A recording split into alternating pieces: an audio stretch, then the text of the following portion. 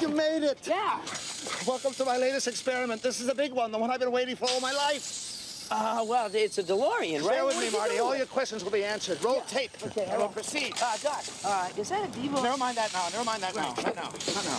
Yeah, that's a crazy-looking car. Oh, wow. Look at those. Look how happy we look. Yeah, that was back then. That's funny. All right, a little something to make you feel old on this Throwback Thursday. Believe it or not, Marty McFly made his first trip through time 30 years ago. Wow. And since then, Back to the Future has become a cinema classic, and so has the movie's method of transportation. There's a lot of smoke coming out of that car. I wonder would it pass inspection? Lots of smoke in there. That's a very good question. Yeah. We're talking about that DeLorean, of course, that you just saw in that clip, and today you can get up and close and personal with Doc Brown's greatest creation right here in the nation's capital, and the best part is you can help a great cause that's very close to the heart of the series star Michael J. Fox. Bob Barnard joining us live from the National Mall with the details, flux capacitor and all this morning. Hi, Bob.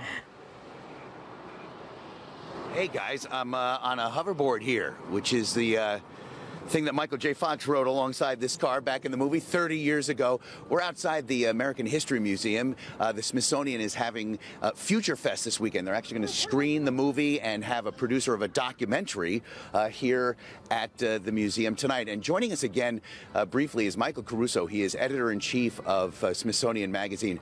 Michael, you were telling me earlier that many inventions, this is Future Fest, many inventions came from this car, this movie 30 years ago. Is that right? Yeah, it was incredible. The screenwriter named Bob Gale really predicted a tremendous number of things.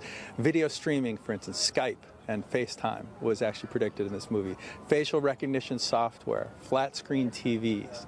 This car itself, if you remember from the movies, ran on, Doc Brown put a can of beer and a banana into it, and it ran on that. We actually now have gasifiers that can take organic material and turn it into gas that cars can use. So incredible number of things that came true out of the movie, except the Cubs have not won the World Series yet. And we're not able to time travel, although we wish we would. Yep. Thank you again, Michael, very much. You know, the character Marty McFly traveled to the year 2015, and we are here. And joining us are the owners of this car, Oliver and Terry Holler. Tell me, Oliver, first of all, you've had this car about 15 years. Why did you get it, and what are you doing with it? Well, we were big fans of the movie Back to the Future, and when we saw the film, we thought, wouldn't that be the most amazing car to drive?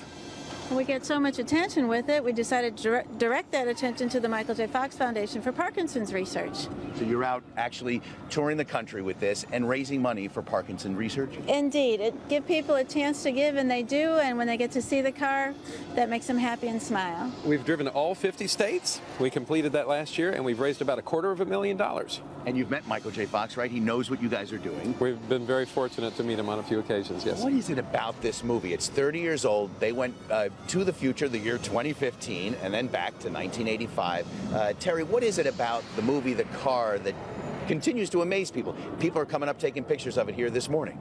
Well, I think the story is fantastic. The idea that you can meet your parents and see what your future will be or what the past may have been. I think the fun of it is the future travel. Friendship, family, and the movie is timeless. It is.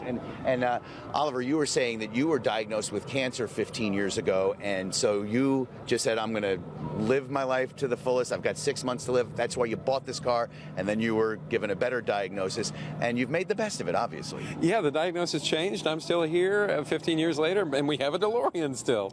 And you were saying fewer than 10,000 were made right. In 1981 and 82. So the actual car from the movie is out at Universal Studios, but this is probably one of the only other ones that looks like this, the DeLorean. Well, right? this is very unique. We call this Oliver Accurate because we built it ourselves. We hand fabricated everything, and it's the only car like this that does what we do. All right, well, Oliver, Terry Holler, thank you very much. Michael Caruso from Smithsonian Magazine. Take a look, guys. This is pretty neat. It looks... well, I never was on the movie studio set and never actually looked into it, but it looks like, if you recall watching the movie, what it looked like for Marty McFly going back to the future. And we're here for Future Fest at the Smithsonian, guys, on the National Mall. It's very cool. Yeah. Does it have a horn, Bob? Can you blow the horn? Do you need that in the future? Does it have a horn? Does it have a... Yeah, hold on. Red button. Red button. Here we go. Stand by, people.